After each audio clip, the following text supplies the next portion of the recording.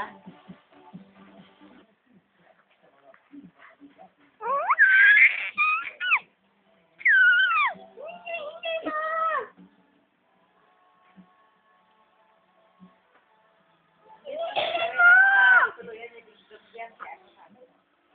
Ingay mo! Diyan sa magsinelas ka nga. Maya, may anak daw yan. Ano? Chismis yan. Nagdadaldal yan eh, ganyan. Pag nakikita niya ito, matahimik siya. Sabi niya, kinukuhaan niyo ako ha. Pakpak nga eh.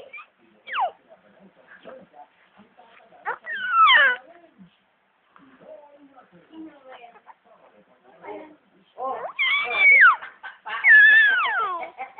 Kausapin ng bed, kausapin niyo. Oh. Oh. Nabuo ko na lang siya.